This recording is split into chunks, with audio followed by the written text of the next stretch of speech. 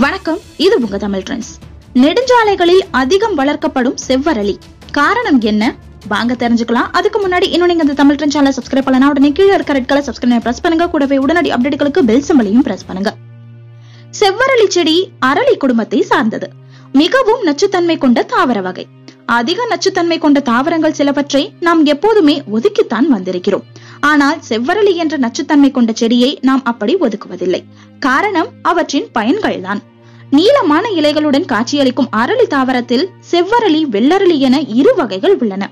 இதன் மலர் மாலைகளை கோவில்களில் தெய்வங்களுக்கு மாலையாக பயன்படுத்துவதுண்டு.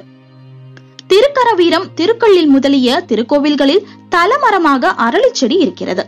செவ்வரளி மலர்கள் இத்திருக்கோயில்களில் காட்சிக்காக வைக்கப்பட்டுள்ளன. சிவ திருத்தலங்களில் தலமரமாக இருப்பதும் செவ்வரளிதான். ஆன்மீகத்தில் நன்மைக்காக பயன்படுத்தப்பட்டாலும் செடியின் விஷத்தன்மை காரணமாக யாரும் வீடுகளில் வளர்க்க அதிகமாக விரும்புவதில்லை.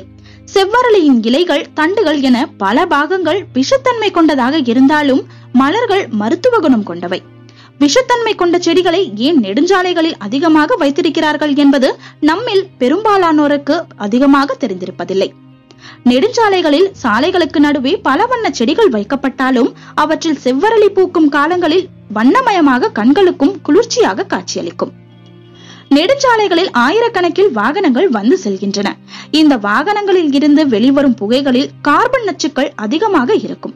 இந்த நச்சுவாயு காற்றை அசுத்தமாக்குவதுடன் சாலையில் பயணிப்போருக்கும் சுவாச கோளாறுகளை ஏற்படுத்தும்.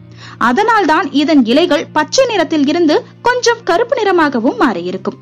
செவ்வரளி செடியில் உள்ள இலைகள் மற்றும் மலர்கள் கார்பன் துகள்களை காற்றில் இருந்து நீக்கி காற்றில் உள்ள மாசுகளை அகற்றி தூய காற்றாக மாற்றும் தன்மை கொண்டவை. இதனால் நெடுஞ்சாலைகளில் பயணிக்கும் போது தூய்மையான காற்றை சுவாசிக்க முடியும். அதனால்தான் நெடுஞ்சாலையின் நடுவே உள்ள தடுப்புகளில் அதிகமான அளவில் வளர்க்கப்பட்டு வருகின்றன. மேலும் இவை வறட்சியையும் தாங்கும் தன்மை கொண்டவை, மண் அரிப்பையும் தாங்கும் தன்மை கொண்டவை. மேலும் வாகனங்கள் தரும் இரைச்சலையும் குறைத்து சத்தத்தை குறைக்கும் ஆற்றல் படைத்தவை. எதிர்ப்புறம் உள்ள சாலைகளில் வரும் வாகனங்களின் முகப்பு விளக்குகள் எதிர்வரும் வாகன ஓட்டிகளின் மீது படாமலும் தடுக்கின்றன. அந்த அளவுக்கு இலைகள் அடர்த்தி மிக்கவை. மேலும் இவற்றை பராமரிக்கும் செலவுகளும் குறைவாகத்தான் இருக்கும்.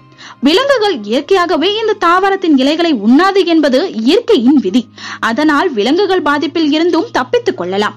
அழகோடு சேர்த்து இத்தனை வசதிகளும் இருப்பதால் தான் நிறைய நெடுஞ்சாலைகளில் இதை காண முடிகிறது. இந்த வீடியோ உங்களுக்கு பிடிச்சதுன்னா லைக் பண்ணுங்க, கருத்துக்களை கமெண்ட்ஸில் பதிவிடுங்க, நண்பர்கள் பார்க்க ஷேர் பண்ணுங்க. மற்றொரு வீடியோவில் உங்களை சந்திக்கும் வரை நன்றி, வணக்கம். இது உங்க தமிழ் ட்ரெண்ட்ஸ்.